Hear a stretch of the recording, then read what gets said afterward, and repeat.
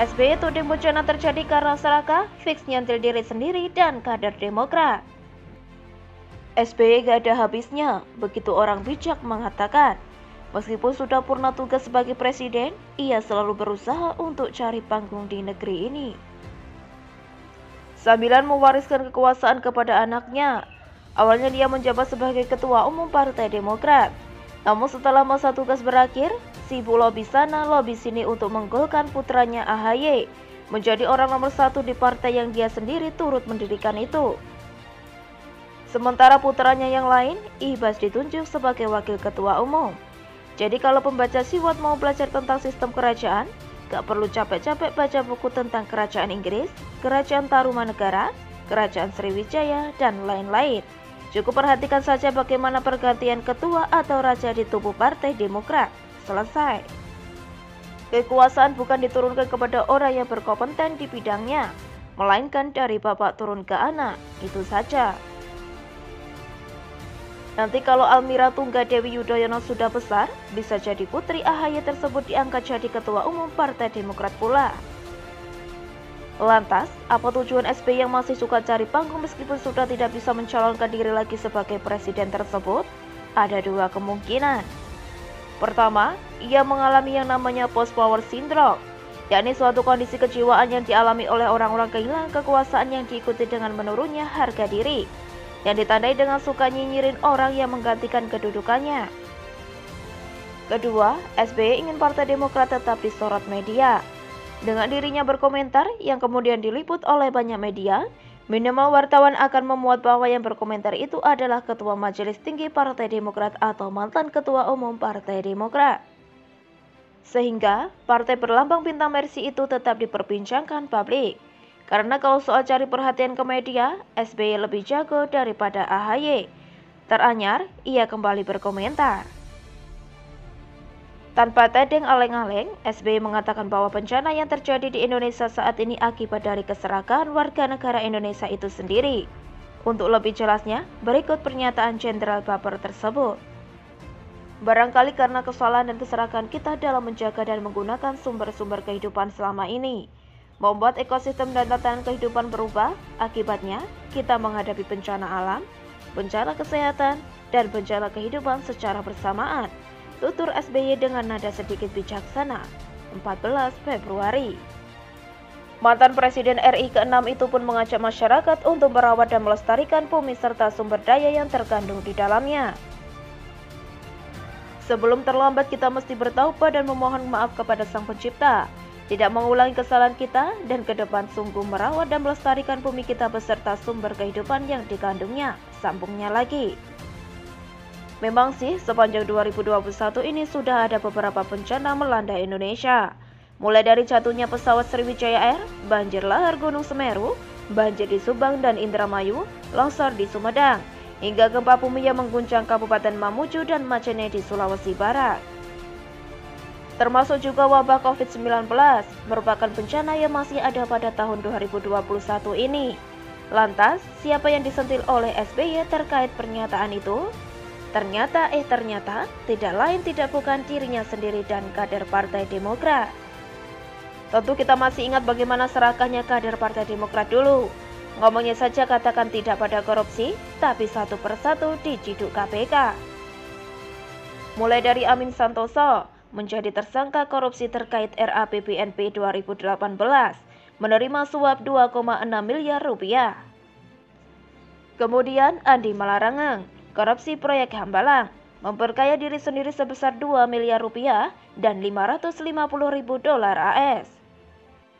Selanjutnya ada Anas Urbaningrum, menerima hadiah dari proyek pemerintah termasuk dari proyek Hambalang sebesar 116,8 miliar rupiah dan 5,26 juta dolar AS.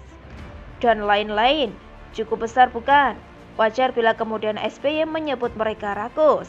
Belum lagi menurut jaksa KPK, Anas juga menerima uang 5,5 juta dolar AS dalam kasus pengadaan EKTP.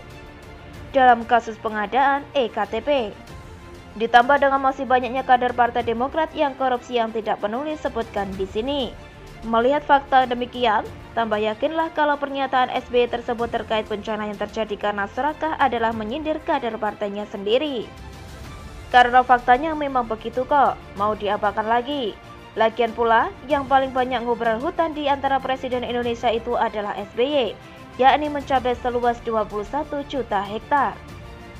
Sedangkan presiden yang lain hanya memberi izin pengelolaan hutan, Soeharto 7 juta hektar, Habibie 2,3 juta hektar, Gus Dur 2,2 juta hektar, Megawati 2,7 juta hektar, dan Jokowi 1,7 juta hektar. Ternyata Jokowi yang paling sedikit, sementara SBY mengalahkan Soeharto yang berkuasa 32 tahun. Jadi, wajar juga bila kemudian ia menuding dirinya sendiri serakah, karena faktanya memang demikian. Pak SBY memang tipe politisi yang pandai bercermin. Salut Agut.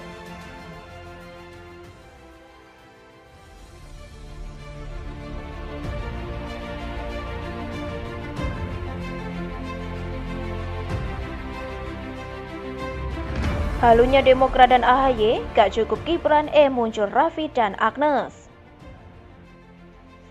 Boleh dibilang Partai Demokrat kini menjadi salah satu partai yang tidak punya taring lagi untuk bisa menggigit lawan-lawannya. Tentu bukan tanpa sebab menyematkan partai yang berlambang Mercy itu demikian. Pasalnya, narasi-narasi yang terus mereka produksi akhir-akhir ini tak lain dan tak bukan kebanyakan halu yang dibubuhi dengan adanya gosip-gosip murahan. Mulai dari menyebut sang ketua umum yang sekarang katanya akan dikudeta, bahkan sang pelaku yang dituduhkan berasal dari luar. Padahal ketika banyaknya anggota yang mungkin ada di bawahnya sudah tidak sejalan lagi dengan sang ketua umum. Baiknya dirinya harus mulai menyadari apa yang menjadi titik lemah kepemimpinannya.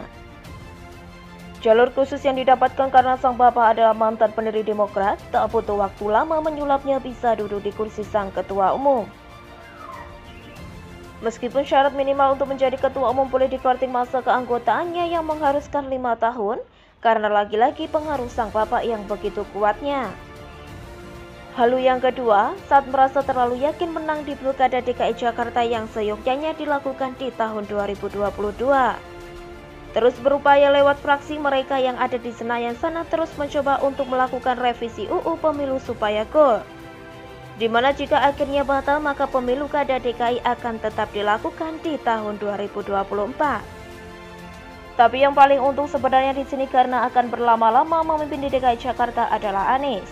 Karena akan ada perpanjangan masa gubernurnya di DKI sebanyak 2 tahun lagi.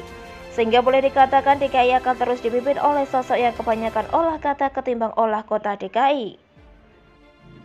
Kembali ke sikap Demokrat yang menuduh ini adalah permainan orang pusat.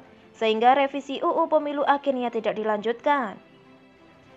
Dengan batalnya revisi tersebut, maka akan semakin menjegal AHY untuk bisa bersaing baik di tingkat DKI ataupun di tingkat pemilihan presiden. Menuduh dan membawa-bawa anak presiden, Gibran Rakabuming yang akan sukses melenggang di DKI Jakarta. Timingnya seakan sangat tepat. 4 tahun memimpin di Solo, maka Pilgub DKI 2024, Gibran punya modal yang besar untuk bisa menang di DKI Jakarta. Sementara AHY akan jauh merasa sangat tertinggal, boro-boro mau langsung mencoba Pilpres, Pilgub aja belum mampu menang. Sementara Gibran Slow Basur punya modal yang juga akan sangat besar di Pilpres 2029 jika dia akhirnya bisa terpilih di Pilgub DKI 2024. Itu bicara andai-andai, persis seperti apa yang dilakukan oleh Demokrat dan AHY kini. Di mana dengan hitung-hitungan jika revisi UU Pilkada gol, maka Pilkada DKI 2022 akan jadi dilaksanakan. AHY besar harapan akan menang di sana. Kemudian dengan durasi 2 tahun kepemimpinan di DKI, maka untuk melenggang ke Pilpres sudah di depan mata. Seolah ingin mengulang atau meniru kisah Jokowi yang sukses dulu di DKI baru ke Istana Merdeka, ingin semua bisa terjadi dengan instan. Persis dirinya kini menjadi ketum Demokrat. Tapi sayang perjuangan untuk masuk di Pilkada baik di tahun 2022 ataupun di tahun 2024, AHY dan Demokrat harus bersaing lagi dengan nama-nama baru yang masih muda, punya prestasi yang sangat gemilang, bisa mencapai sukses di puncak karirnya sekarang ini, itu berkat kerja keras dan dimulai dari bawah. Raffi Ahmad dan Agnes Monica kini dilirik oleh Partai Kebangkitan Bangsa. Dan bukan hanya Partai PKB saja, Ada sejumlah partai juga yang sudah mulai melirik-lirik dua artis atau aktor tersebut untuk bisa dipersiapkan bersaing di pemilu kada DKI Jakarta. Maka perjuangan Demokrat dan AHY boleh dibilang kian makin berat. Pasalnya tak cukup lagi mengandalkan soal kegantengan, apalagi soal muda belia. Modal yang sangat sering digembar-gemborkan di Pilkada 2017 lalu, namun sayang harus gugur di putaran pertama Pilkada waktu itu. Sebab jika seandainya Raffi maju, tentu AHY lewat dibuatnya, khususnya soal kegantengan apalagi masalah pengalaman dan prestasi. Kemanakah Demokrat? Kemanakah AHY? Apakah sang ketua akan diganti jika rancangan-rancangan mereka selama ini seluruhnya gagal dan tidak ada yang mencapai atau memperoleh yang namanya kemenangan?